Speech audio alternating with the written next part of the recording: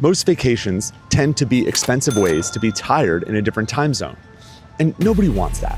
So I looked at the last 37 trips we took across about 15 different countries and 4 continents, and I wrote them all down. And I found 3 moments that matter, that had a big impact on us as a family, and we still talk about them today. Now, don't get me wrong, I'm massively grateful to fly around in a metal tube 35,000 feet in the air with strangers coughing on me and nice people bringing me drinks. That is something I don't take for granted. But if you only get 1 or 2 trips a year for pleasure, then you want to create the moments that matter. And I'm not looking at the trip as a whole, because eventually you'll have to stare at art on the wall that was painted 500 years ago, or sip a watered-down drink, or have a mediocre food guide. Those are fillers, and they're all part of the vacation. And you need those moments, because as the great Carl Jung said, happiness would lose its meaning if we're not balanced by those moments of sadness. Those watered-down $18 cocktails, they make me sad. We've come up with 5 rules to help us try to create these moments when we are on trips. Rule number 1, they can't be world famous, because no amazing core memory or story ever started with, I was staring at this really old, tiny painting on the wall. Her name was Mona. And don't get me wrong, you should still go see these amazing pieces of art and these structures and statues all over the world. But remember, we're chasing a core memory, an awestruck type of moment. The philosopher Alain de Botton wrote a book called The Art of Travel. And he said we are usually disappointed when we see these things, because when we approach the Colosseum with scaffolding on it and other sweaty tourists, we just can't really understand how special that is in our head. These places never really live up to the hype of what they're supposed to be. If we've seen thousands of pictures of them before, usually they're smaller than we thought and more underwhelming. Remember, I'm not telling you to not go see the Eiffel Tower, have a baguette and see the Louvre. If you're trying to create that special moment, it usually doesn't happen in those world famous places. All right, gotta find a good backdrop for rule number 2. Here we go. Your moment has to have a sprinkle of fear. Just last year, we went to Thailand and we decided to seek out an elephant sanctuary for the kids. We made sure it was ethical and appropriate. That was top on our list. But we had to get into the jungle in Thailand, so that required windy roads in a van with other people. And Thailand sometimes can have food that can make simple Americans like us a little bit nervous because of stomachache and bugs and heat. But we pushed through that in order to try to have this experience. And it left us with a moment as our kids were walking through the jungle in Thailand with these massive creatures who were in this sanctuary that was trying to rehabilitate them, feed them, and save them from some of the terrible things that happened to these animals in Thailand. It was an amazing experience that we still talk about today. Michael Easter wrote a book called The Comfort Crisis, and he talks about this Japanese ritual or concept called the misogi. And it's this monumental thing that you do. You plan for it for the year, and you have about a 50-50 chance of completing it. That is what makes it special. But you need to thread the needle. Allie and I took the kids to Cappadocia, Turkey, which is world famous for hot air balloons. And at sunrise, as we were rising into the air with hundreds of other hot air balloons, I remembered I have a debilitating fear of heights, and that overtook the experience. I was more fearful than awestruck.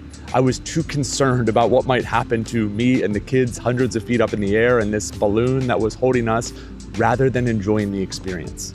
So it has to work just for you. And fear for some people might not be fear for others. One thing you don't want to be fearful of is your bag and how it's going to hold up on your trip.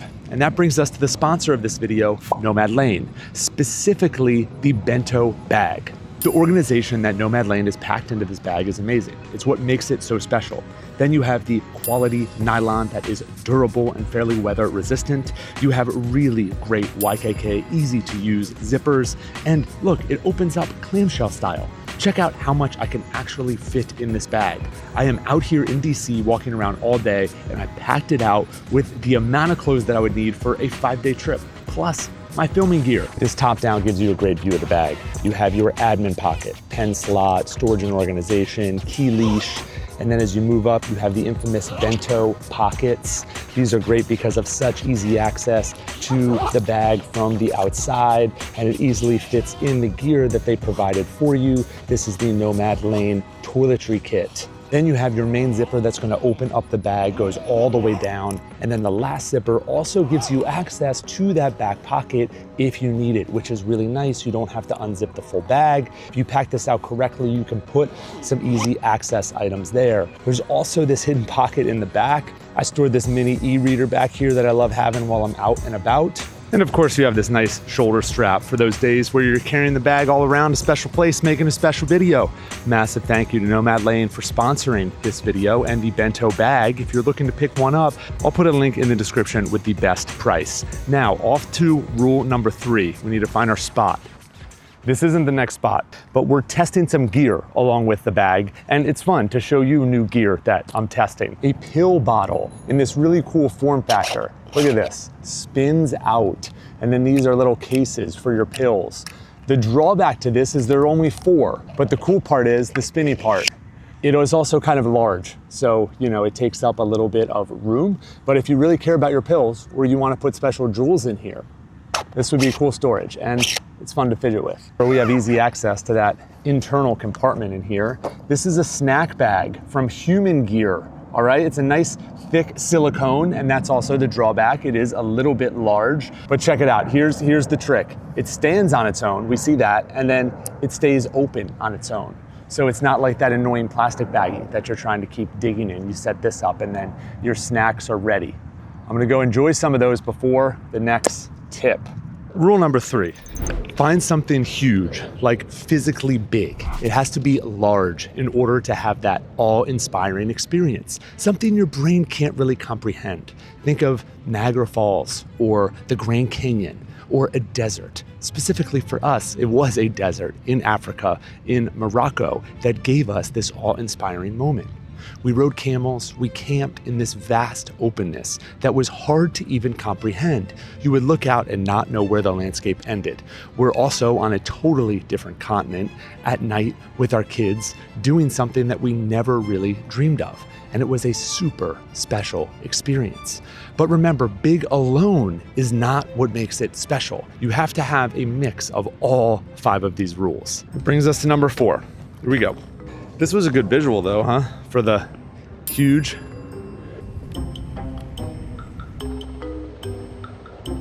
Wow, someone is flying to their house in a helicopter. It's crazy. Rule number 4, you have to move through it. An example for us is when we were in Alaska, staring at these glaciers. They are absolutely amazing. We took a little bit of a risk to get there and be on this boat, but we could not immerse ourselves in the glacier until we actually booked a dog sledding tour. Unfortunately, it didn't really hit the last piece of number 4, which it needs to last for a long time. Staring at a statue like the David is absolutely amazing, but when you wait in line for 2 hours, you're hot and you're hungry and you're tired and you look at it for 15 minutes, it's hard to bottle that feeling up and want to remember that and tell stories about it for years to come.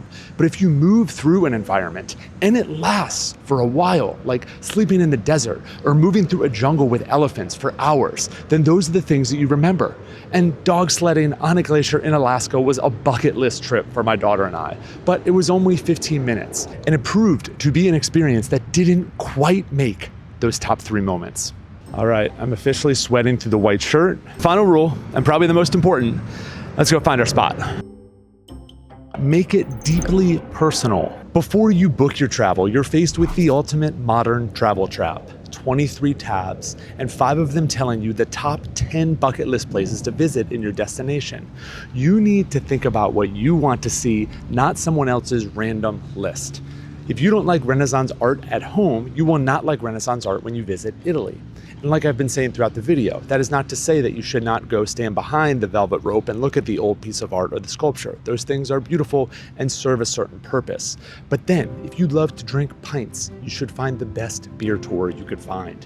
And if you love to be on a bicycle, you should find an amazing obscure bike tour in the town that you're going to be in. Because it's those moments that create awe, that create core memories. And that is what we're all chasing. And the bonus tip, lower your expectations. I know that sounds like a bit of a downer, but these special moments often happen when we least expect them. And for us, it was up a long, windy road with an amazing tour guide and a group of 6 strangers to go whitewater rafting on a river in Croatia. We booked the tour before we went on the trip. We knew it would be fun, outside and on the water. But really, we had no expectations. We went into it thinking like, oh, I hope this is fun. But the water was crystal clear. Our guide was amazing. The people we were with were amazing. The water was freezing cold, and it etched this memory in our head of this vast world that we had no idea about, and we got to move through this experience over a long period of time. But you also have to have just a little bit of magic. Bookers, those are the 5 rules. Make sure it's not world famous. Sprinkle a little bit of fear on it. Make it large. Make sure you can immerse yourself in the environment. And most importantly, make it about you. You need to be a little selfish every once in a while. I feel like I didn't give one of them enough oomph. Tell me, which one did I not give enough love to? And then where did I miss out? I'm sure I forgot one. But lowering expectations and sprinkling a little magic, those are bonus ones. They're included in there too. And then let me know about your special experience, your awe-inspiring moment out there in the world while you're traveling. I don't want to make this all about me. And if you enjoyed this video, I think you'll like this one where I talk about 41 useful skills while you're out and about in the world, or this video where I try to create an awe experience when I spend the night in a sleeper train in Japan. Can't thank you enough for being here. We'll see you on the next one. Boom.